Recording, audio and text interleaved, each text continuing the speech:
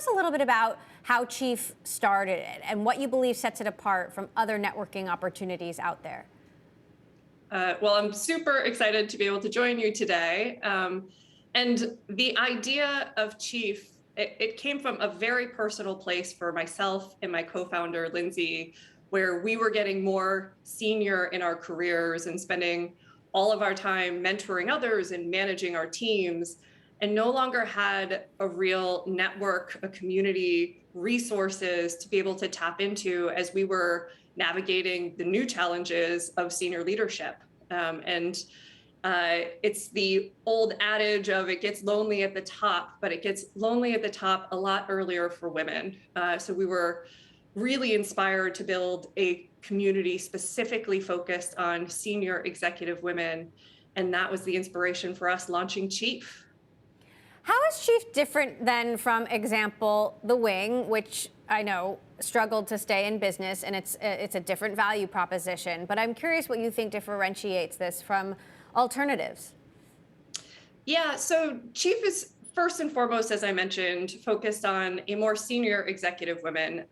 We think there are just amazing communities that exist out there for women at large. We saw a real white space of being able to focus in on senior executive women. And for us, it was really about how do we drive more women into positions of leadership and keep them there and really focus on that leadership development that is so critical at every stage of your career. And so while we often are compared, I think what we often say is we're a community that has a space that our community can come together in, but we're a community first. What trends are you seeing right now with women leadership in business? Are we seeing more women get to the C-suite? Are we seeing more women stay there? Certainly, it's still not enough. Yeah, I mean, I think the pandemic just threw everything on its head. And I think that is why Chief has had such success over the last few years. We went into a pandemic where women leaders in particular were not only having to manage their teams through an unprecedented time, but also their families. And I think that is why you saw so much of the women workforce actually drop out. And it's why something like Chief resonated in such a big way in that moment, because there were no playbooks. There was no place to turn to of how do you navigate this new normal. And it was a really amazing opportunity for us to solidify what we can provide for this community.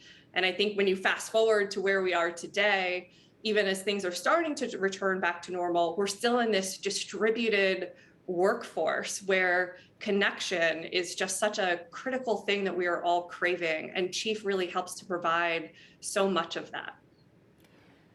We're in the middle of a down market. We are seeing the IPO window. A guest earlier said it is double locked, shut for now. How is that shaping your strategy about how to use this new cash that you've raised?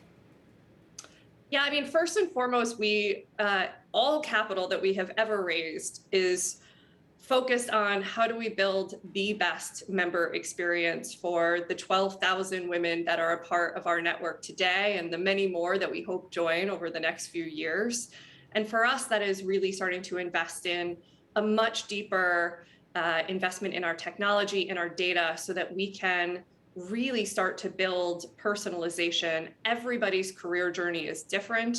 And we want to make sure that we are connecting people with the right individuals, the right resources, the right information for them to navigate the specific challenge that they are pursuing.